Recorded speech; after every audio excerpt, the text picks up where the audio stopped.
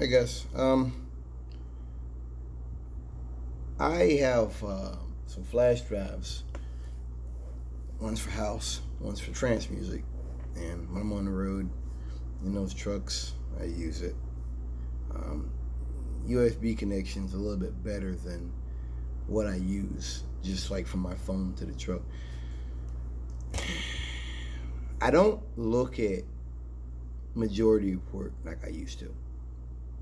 And I did a video speaking about why I've kind of backed off of politics, because it's like the more comes out about Trump, the fact that anybody still supports him, it further points that we've got a moral sickness in America. We've got some really sick people in America who we already knew were like, yeah, everybody in California should die. I think those comments, like the fact, like that to me is what's highlighted. It isn't so much that Trump is bad; it's that you have a large portion of the country that is so full of hatred that there's nothing Trump can do, and that scares me.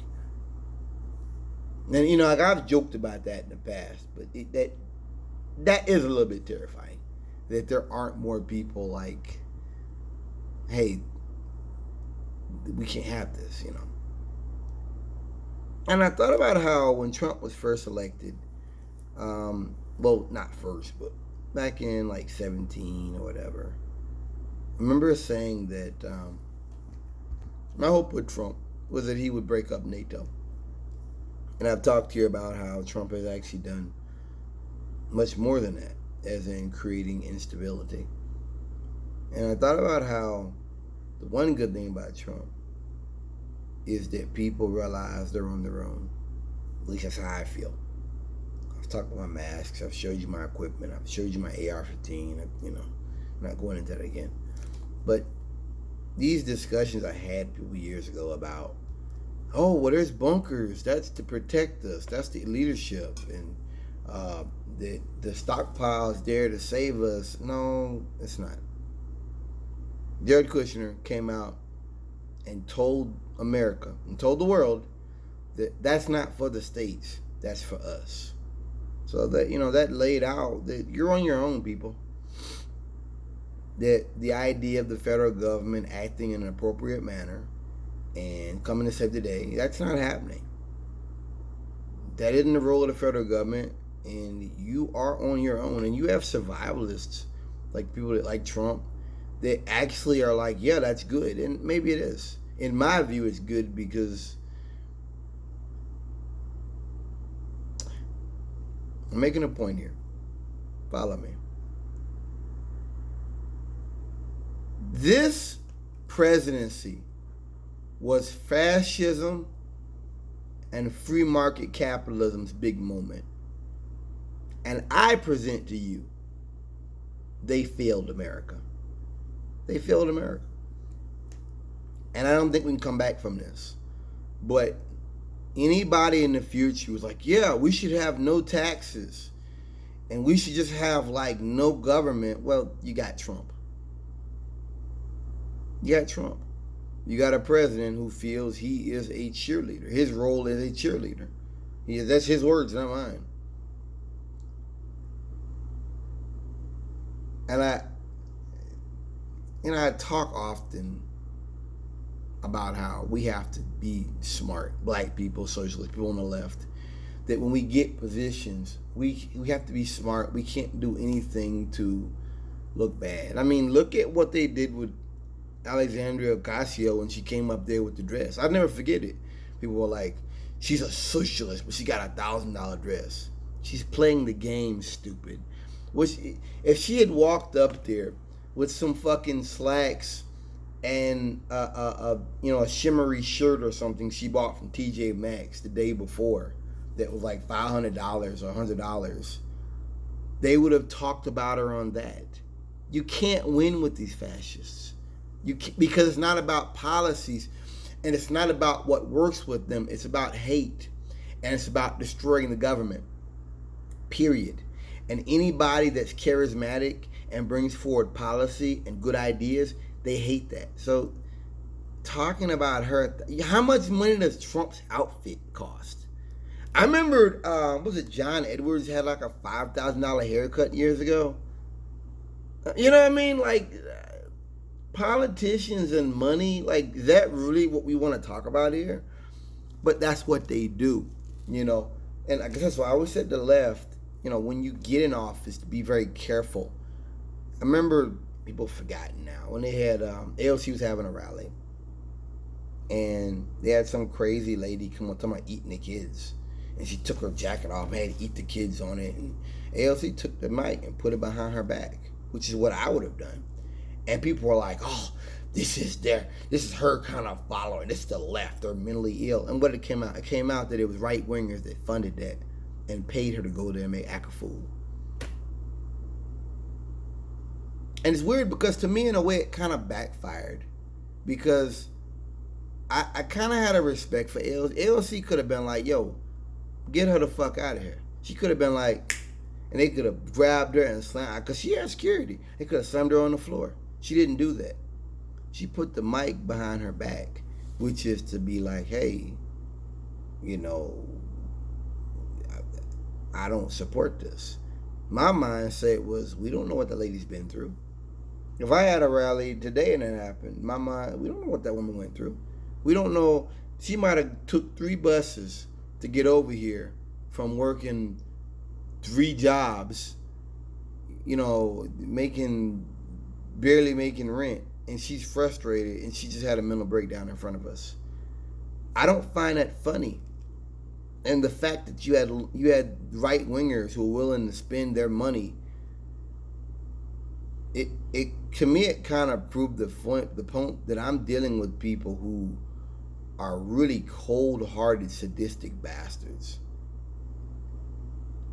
Like, what I'm saying is, the fact they did that says little about AOC. Listen, I'm sure AOC has been around crazy people living in New York.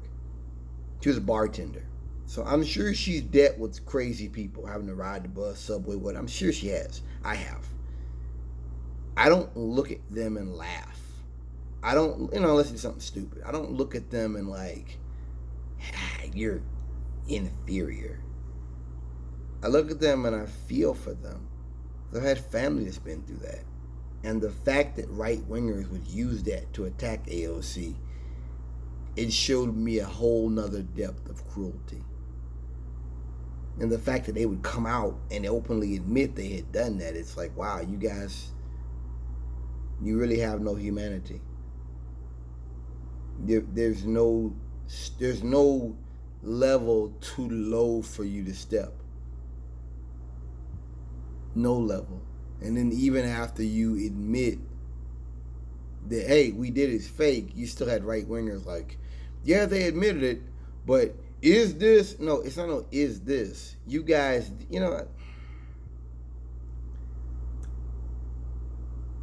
this moment was fascism, politics of cruelty, and free market capitalism. The real free market capitalism. This was their moment. And I say it failed. It failed for working families.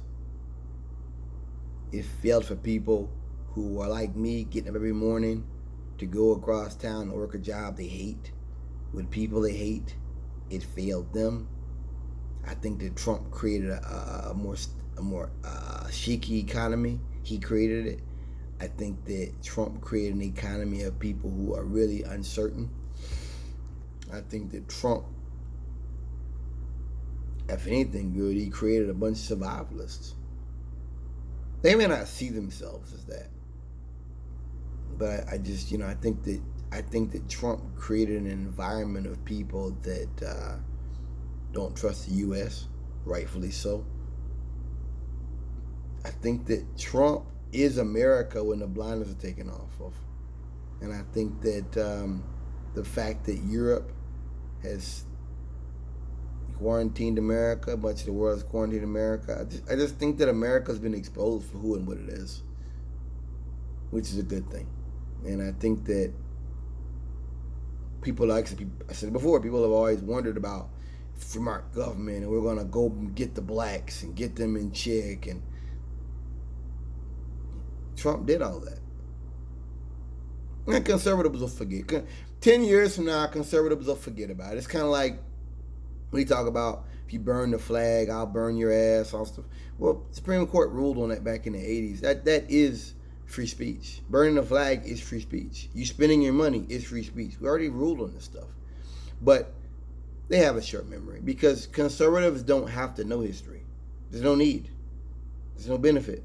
They don't, like, history is America and God and the American flag, and men are supposed to rule, white men are supposed to rule, and that's it. There's nothing more to it. There's nothing to learn about America.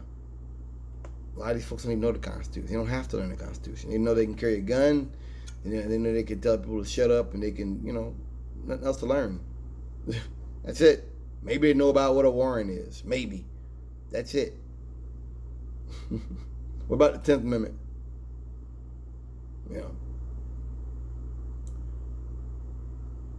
I just think that Trump exposed America for what it was, the racism and the cruelty we've been trying to tell people for years from outside the country. Trump exposed it better than I could have ever done. I think that coronavirus is a harbinger of what's to come. Coronavirus is America. It is all of the recklessness, all the bad stuff that we already knew existed. It's what it is. And I feel like this is not over with, not by a long shot. In a way, if there weren't so many folks dead, I would say this was a good thing. Even with the economy, I would say it's a good thing. But the fact that so many lives have been lost, it is truly tragic. And I think I said something a while backwards. Good. Now I want to say to the families that it's very sad. Very sad that we have an imbecile, we have a numbskull running the presidency, and we're surrounded by domestic terrorists. That the mass shooters are just one step further. We're surrounded by people who support torture. We're surrounded by people who support breaking international law. We got a president that has threatened the International Criminal Court. I mean, I guess I thought Obama represented a better world. He represented possibly a society where we work together in common cause to solve problems. And I just realized what Trump did. No, that's over with. That's over with. And I think that if America is around, it'll take generations for people to forget. This and also Sam Cedar says, how will people in the future see this? I don't know. But I can tell you that I will always be a prepper. I operate as though there is no federal government. I operate as though every day is a disaster. Every day is a new level to this, and I'm armed. I'm open carrying about every time I'm not at work. I'm always armed. I am surrounded by my enemies, and I never knew so many people were this fucking stupid, ignorant, selfish, and just single-minded. I never knew it was like this. I will never forget this. I will never forget the fact that people are this stupid. I used to hear about, if you have a bunker or you get to a bunker and people are outside, would you let them in? No. Nope. I used to feel like, well, people make bad mistakes and people choose. People choose more than you know. And I for a long time stopped prepping. I for a very long time stopped following these things and being aware. And I can say I've slowed down on the politics somewhat, but I am definitely a prepper. I need to be getting my beans and my rice and my oatmeal and everything. I need to start doing that. Peace.